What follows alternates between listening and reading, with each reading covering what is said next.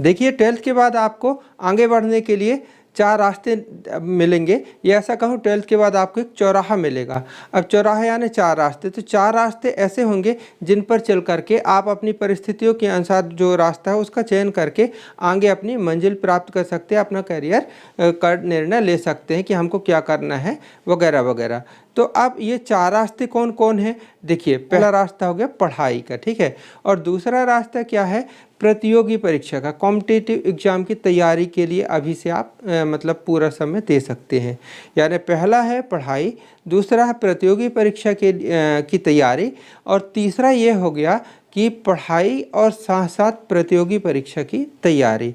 और चौथा रास्ता क्या है वो वीडियो में मैं आगे बताऊंगा, वो भी आप ज़रूर देख लीजिएगा। आज का वीडियो देखने के बाद आपको अपना करियर का निर्णय करने में और आपको क्या रास्ता क्या सही होगा ये सब चीज़ें चुनने में बहुत बहुत सहायता मिलेगी। तो वीडियो पूरा देखिएगा और ऐसे ही वीडियो के लिए सब्सक्राइब कर लीजिएगा प्यासी क्लासेस। चलिए बात करते हैं। जैसा हमने बात की थी कि पहला रास्ता क्या है, पहला रास्ता जैसे आपने पढ़ाई का चुना, तो पढ़ाई में क्या 11वीं पढ़े, 11वीं के बाद 12वीं, अब पहुंच गए कॉलेज, कुछ समझ में नहीं आता तो कॉलेज में एडमिशन करवा लिए, नाम लिखवा लिए। अब क्या करना है? तो भाई फर्स्ट ईयर पढ़ना है। अब क्या करना है भाई? पास हो गए फर्स्ट ईयर, सेकेंड ईयर पढ़ना है, फाइनल पढ़ना है। आखिर कब तक पढ़ना है? फाइनल कर लिए, अब ग्रेजुएशन हो गया, अब क्या करेंगे? तो कहेंगे अब क्या करें? लो अब पोस्ट ग्रेजुएशन कर लिए, एमएससी एमए वगैरह कर लिए, अब क्या कर लिए? तो कहें भैया अब कुछ नहीं, पीएचडी वगैरह कुछ कर लो। अब क्या करें? नहीं तो कहेंगे डबल एमए कर लें। तो मैं बता दूं जो पहला रास्ता है पढ़ाई का, तो डिग्री के बेस पे आज के समय में कोई भी जॉब नहीं मिलता, और मिलता भी है तो छोटा मोटा कोई प्राइवेट स्कूल में या प्राइवेट जगह पर मिलता रहता है, थोड़ी बहुत, है ना। खाली डिग्री के बेस पे होना क्या चाहिए? आपके अंदर स्किल होना चाहिए, कोई भी आपके अंदर हुनर होना चाहिए। तो डिग्री प्लस हुनर मिलती तब आपको अच्छा जॉब मिलता है, ठीक है। तो पहला रास्ता तो मतलब मेरे ख्याल से नहीं लगता उतना। क्या कुछ लोग ये कहते हैं कि भाई पहले ग्रेजुएशन कर लें, फिर ग्रेजुएशन के बाद मैं पीएससी यूपीएससी वगैरह की तैयारी पे ध्यान दूंगा। तो ये भी थोड़ी सा, क्योंकि आप उतना समय लेंगे, 3 साल देखिए अभी आपको ग्रेजुएशन करने में लगेगा, अब फिर आपको पीएससी यूपीएससी की अलग तैयारी करेंगे तो हो सकता है पहली बार में निकले। वैसे चांस बहुत कम होते हैं जो पहली बार में निकल जाते हैं। माना कि उन लाखों हज़ारों में जो 2 4 10 15 की गिनती आती है उनमें आप नहीं हुए तो आपका साल वेस्ट जाएगा ना। तो आपको 2 साल 3 साल लगाना पड़ेंगे, और यहाँ आपका क्या हो रहा है, यहाँ आपका समय भी तो जा रहा है। तो प्यारे विद्यार्थियों, अच्छी बात है कि आप यूपीएससी पीएससी वगैरह की तैयारी करें, लेकिन इसको अगर करना है तो अभी से भी थोड़ी थोड़ी सा करते जाएं। तो क्या है कि अगर आपके पास खूब घर में अच्छा खासा अच्छा पैसा है, अच्छा खूब संसाधन है, आपके पास वक्त है, समय है, तो बढ़िया इत्मीनान से आप एंजॉय करते हुए पढ़िए, अच्छे मन लगा करके ग्रेजुएशन कीजिए। ग्रेजुएशन के बाद आप बढ़िया यूपीएससी में 2 4 साल लगा दीजिए, 1 साल 2 साल जो भी हो वो लगा दीजिए, और अब हो गया तो अच्छी बात है। और नहीं हुआ तब क्या होगा? यही बात मैं बता रहा हूँ विद्यार्थी। बात कड़वी है पर अच्छी दवाई कड़वी ही होती है। तो इसको समझिएगा कि अगर नहीं हो पाया तब आपके इतने साल समय फिर जब मुड़ करके देखेंगे अब क्या करूं, तब बिल्कुल अंधेरा ही अंधेरा दिखाई देगा। मैं बता रहा हूं हकीकत। क्योंकि अगर जिसके पास पैसे हैं तो बढ़िया, ठीक है, अच्छा चल गया, और नहीं है आपके घर में ऐसी परिस्थिति है कि किसी तरीके से आपने 12वीं पढ़ाई कर ली है, अब आगे आपको कुछ करना है, तो थोड़ी सी आपको आगे प्लानिंग बना करके करना होगा।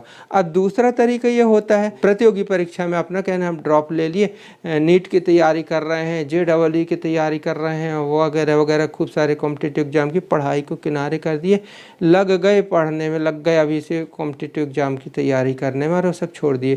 तो ये भी रिस्की है, ये भी थोड़ी सा रिस्की है।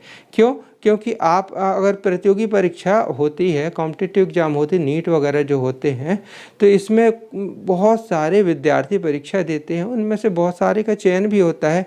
लेकिन हमें कहना चाहिए ना कि अगर आपकी यहाँ आर्थिक परिस्थिति ज़्यादा अच्छी नहीं है तो बैकअप प्लान अवश्य रखना चाहिए। प्लान ए के साथ प्लान बी बिल्कुल होना ही चाहिए भविष्य में आगे चलने के लिए।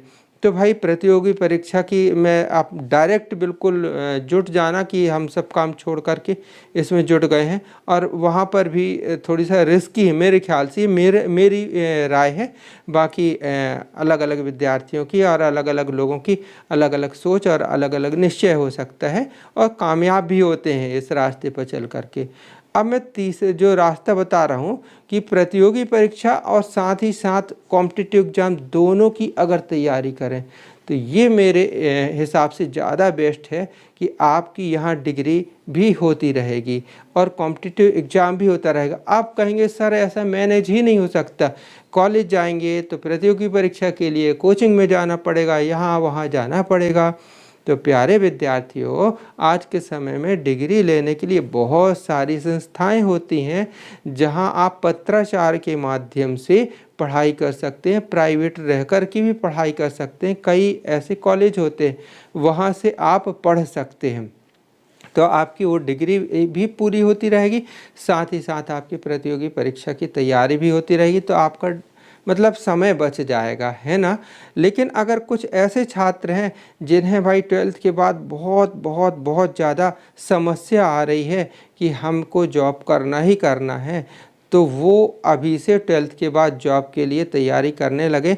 लेकिन स्किल कुछ समय तो दे दें, 1 साल 2 साल का समय दे दें, कहीं आप डिप्लोमा कर लीजिए, क्योंकि 12th के बेस से अकेले आप एक तो सरकारी जॉब मिलती नहीं है अकेले, अगर उसके लिए आपको कुछ डिग्री डिप्लोमा वगैरह चाहिए होगा, कुछ है ना स्किल होना चाहिए। प्राइवेट में भी काम करने जाएंगे तो वही 2-4-5 हज़ार पकड़ा देगा। या आपको कुछ ना कुछ आपके अंदर हुनर होना चाहिए, तो कोई भी आप ITI वगैरह कर सकते हैं, कहीं कुछ चीज़ें सीख लें, कुछ आपके पास हुनर आ जाएगा तो आपकी वैल्यू होगी, है ना।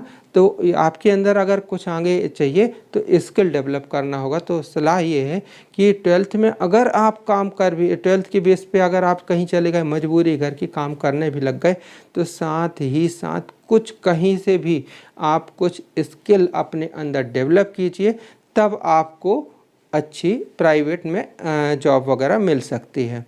अब कुछ और भी रास्ता है, चौथा रास्ता ये है जिसके पास खूब पैसा, खूब अपराध संसाधन है, तो भैया बिजनेस खोल ले, लाखों रुपए की दुकान बढ़िया अच्छे से खरीद करके धंधा पानी करना शुरू कर दे, तो कामयाब हो जाते हैं। बिजनेसमैन बिजनेस की लाइन में नौकरी और जॉब वाले की तुलना में बहुत ज़्यादा प्रगति होती है और वो लाखों करोड़ों से आगे खेलते भी हैं। तो यदि आपके पास ऐसे संसाधन हैं तो मैंने अपनी तरफ से अपनी राय रखने की कोशिश की है, आप अन्यथा ना लीजिएगा। आप अगर इनमें से जो आपको उचित लगे, लेकिन आपके अंदर एक आग, एक जुनून, एक जज्बा होना चाहिए। रास्ता कोई भी हो, मंजिल मिल ही जाती है, बस संकल्प और इरादे मजबूत होना चाहिए। लेकिन प्लान ए के साथ प्लान बी रहना चाहिए। और आप यदि ग्रेजुएशन करना चाहते हैं तो ग्रेजुएशन सीधा आप बिल्कुल जनरल ग्रुप से ना करें कि मतलब जैसे फिजिक्स केमिस्ट्री मैथ्स ले लीजिए, एक सलाह है मेरी, फिजिक्स केमिस्ट्री मैथ्स ले लिए, या कि बायो बॉटनी जूलॉजी और केमिस्ट्री वगैरह ले ली। कुछ ना कुछ आपके पास जो ग्रेजुएशन में भी है कोई टेक्निकल सब्जेक्ट होना चाहिए। उदाहरण के लिए आप कंप्यूटर एप्लीकेशन ले सकते हैं, उदाहरण के लिए कंप्यूटर साइंस ले सकते हैं, बायो वाले न्यूट्रिशन, क्लिनिकल डाइट वगैरह ले सकते हैं। मतलब कुछ ऐसी जॉब, कुछ ऐसी डिग्री होना चाहिए जिसके आधार पर आपको अगर नौकरी नहीं मिल रही है तो व्यवसाय के दृष्टिकोण से आपको प्राइवेट जॉब मिल जाए और आपके अंदर वो पढ़ने की क्षमता भी हो। ऐसा अच्छे से पहले सोच करके उस विषय में अच्छा सा निर्णय लेकर के गहन चिंतन करके कदम बढ़ाना, क्योंकि समय मूल्यवान होता है। एक बार समय गुजर जाता है तो अपन पीछे हो जाते हैं। समय की वैल्यू भी करें और उचित रास्ता चयन करें, अपनी परिस्थिति, अपनी क्षमता और अपने समय के अनुसार कि कितना समय है इसको देख करके, और दूसरों को देख करके अपना मतलब रास्ता न चुन लें कि फलाना ने ये किया, ढिकाना ने किया, मेरे दोस्त ये कर रहा है, मेरे भाई ने वो किया था, ये किया था, मैं भी ये करूँगा।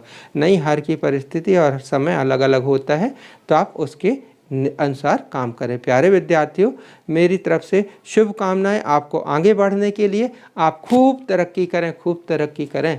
और आपका और हमारे संबंध बना रहे। मिलते हैं प्यारे विद्यार्थियों आगे वीडियो में। सब्सक्राइब कर लीजिएगा, भूलिएगा नहीं, सब्सक्राइब कर लीजिएगा। थैंक यू, बाय, जय हिंद।